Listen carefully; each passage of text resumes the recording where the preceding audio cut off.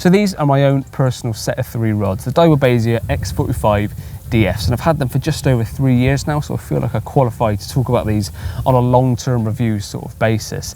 I use them for pretty much 90% of my fishing, maybe 80% of my fishing. I sometimes use my 9-foot scopes if I'm fishing smaller venues. I know this isn't a huge venue, but I like to have a bit of extra length in my rod for if I am casting a bit further. And some of the fishing here, I just prefer to play a fish with a 12-foot rod.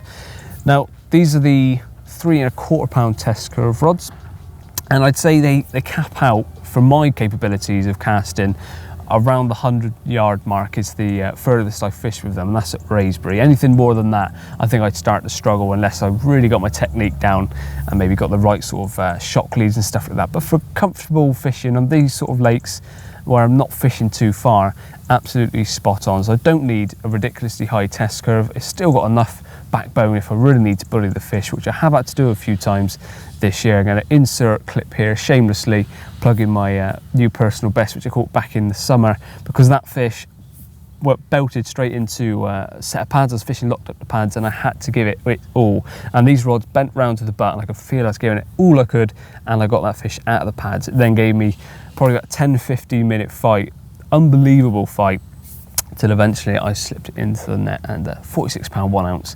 It's the best and biggest fish I've ever caught on these rods. But I fish with these pretty much anywhere I go, so whether I'm on little runs waters when I'm catching a couple of pounders. You can still feel the fight, of course. It's got quite a forgiving tip, but then again, if you really need that backbone, it's got it.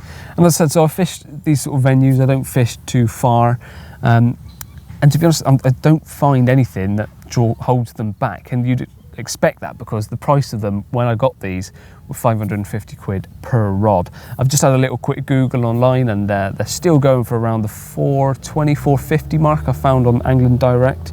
So you can get them a bit cheaper, but they will last. That's the thing. These are an investment, and it's something that I've never felt undergunned for wherever I fish, whether it be home or abroad.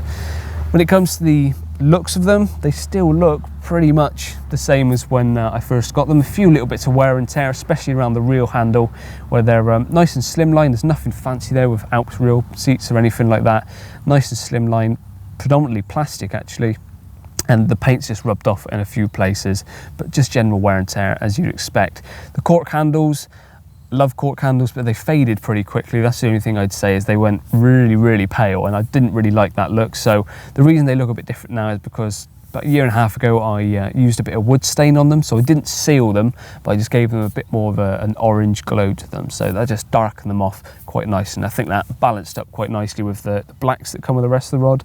Other than that, nothing has broken, and bear in mind I don't stick these in a rod bag. They just have top and tail and a reel protector, flung in and out of the car and then stuck in the shed back home as well. And none of the rings have bent, none of them have broken the coating on the inside, so they're durable as well. That's the main thing. I wouldn't say I've protected these massively due to the price. I've still used them just like I would if they were a cheaper set of rods, so they've really stood the test.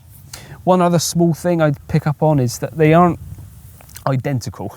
That's the only thing. If you put these rods side by side like I've got at the moment, the reels are matched up, and like distance wise, some of the little markers, so coming up towards the eye, they may not fully sit flush in, or I think there's a slight difference in the distance between this whipping and the whipping down at the reel, but they are, from what I remember, handmade.